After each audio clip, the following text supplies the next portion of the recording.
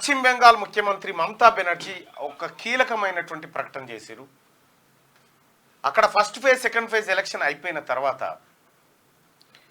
ఈవీఎంలో ఏకదం 5.75% ఓటేజ్ పెరిగిందట. 5.75% ఓట్లు పెరిగిపోయినట్ట. అంటే election commission ప్రకటించిన దానికంటే అంటే ఎలక్షన్ ముగిసిన వెంటనే 66.1% నుంచి ఏకంగా 64.14% నుంచి 70%కి పెరిగిపోయిందట. అసలు ఏంది, ఎట్లా పెరిగింది అనేది ఆమె అనుమానాలు వ్యక్తం చేస్తూ ఉంది. భారతీయ జనతా పార్టీ ఓడిపోయేటువంటి ప్లేసుల్లోనే ఈ పెరుగుదల కనిపిస్తుందని చెప్పి ఆమె నిన్న కీలకమైనటువంటి ఆరోపణ చేసింది. ఎలక్షన్ కమిషన్ను ఆమె క్వశ్చన్ చేస్తూ నిన్న మాట్లాడింది.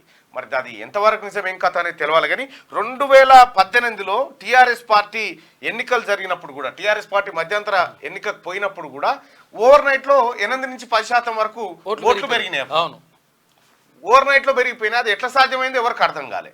అయితే విషయం ఏంటంటే మరి ఈవీఎంలు మ్యానిపులేట్ చేయొచ్చా, ఇంకేమైనా చేయొచ్చా, మరి మొన్న కాంగ్రెస్ పార్టీ గెలిచింది అవే ఈవీఎంలతో కదా అనేటువంటి క్వశ్చన్లు కూడా రేజ్ అవుతూ ఉంటాయి.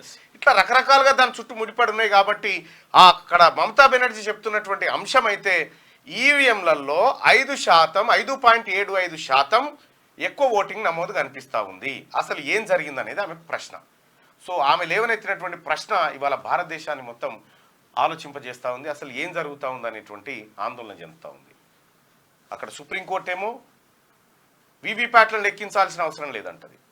ఇక్కడ ఎలక్షన్ కమిషన్ ఏమో ఈవీఎంలు కరెక్టే ఉన్నాయని చెప్తా ఉంది. సో మరి ఈ అన్ని అంశాలు చూసిన తర్వాత సప్పుడు యొక్క బ్యాలెట్ పెడితే ఏమన్నా ఇబ్బంది ఉందా? బ్యాలెట్ లెక్క పెట్టి బ్యాలెట్లు కౌంట్ చేస్తే అయిపోతుంది కదా. 2 రోజులు లేట్ అవుతుంది, ఏం తొందర ఏముంది అనేది ఇంకొక మేధావి వర్గం నుంచి వస్తున్న చర్చ.